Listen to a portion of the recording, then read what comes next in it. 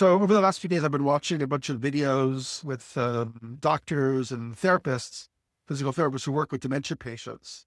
And a few of them were saying that from their experience, Trump only has about 2 to 4 months left before his decompensation is so extreme that he either does something so bizarre or outlandish that they have to use the 25th Amendment to get him out, or he dies. And these seem like pretty credible kind of reads of the situation. We're seeing him, we're seeing him declining quite rapidly. I mean, there was just a letter to it was the president of Norway saying that because he didn't get the Nobel Prize, he felt he didn't have to be like peaceful anymore with Europe.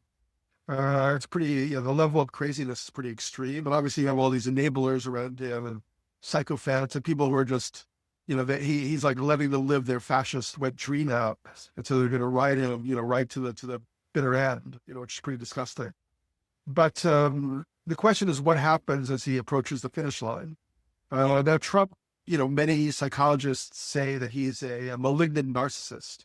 Apparently that's a term that was coined for Adolf Hitler. It wasn't like a normal term in the psychological lexicon before Hitler. They really were trying to find a term to explain how such an aberrant personality could exist. So Trump also seemed to be a malignant narcissist. And this, I guess, is a fairly rare type of character. And they're obviously, in a way, very magnetic. I mean, basically, human nature and human psychology is very capacious. And we all have within us the capacity to be like, Gandhi or Martin Luther King or St. Teresa. We also have the capacity to be like Hannibal Lecter or, Attila the Hun or whatever. And so when somebody comes along who has this type of magnetism, and they're able to like draw up all of the most negative, repulsive aspects of the human psyche, and that sort of magnetizes all these people who become more regressive, more sociopathic, more kind of barbaric, which is what we're seeing now with the behavior of the ICE officers and, everything that's happening right now. But, when malignant narcissists go out, if they're in positions of power, they don't really have an idea of any future that doesn't include them.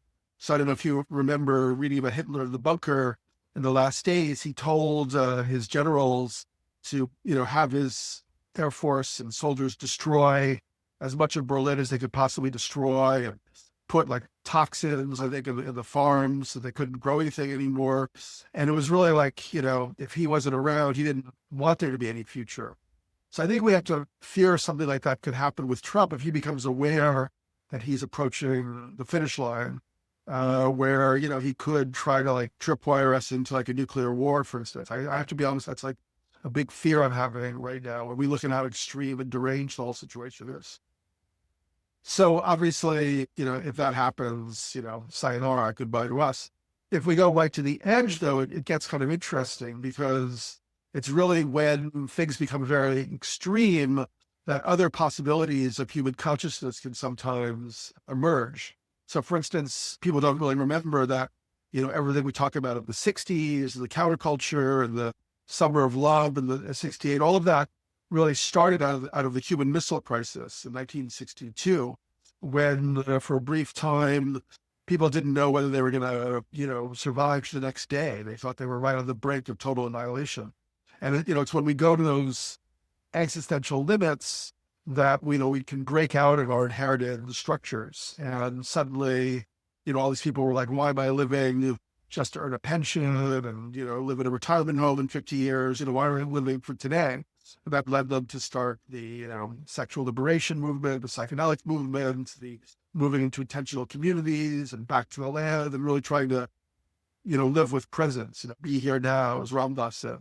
So it's just an interesting thought experiment that if Trump is going to take us to the edge of annihilation or oblivion, which to me seems quite plausible, maybe that's almost like an evolutionary stage, an evolutionary necessity to trigger a kind of collective awakening. Just a thought that I've been having that I wanted to share with you. Let me know what you think in the comments, and please subscribe for more thoughts in this vein.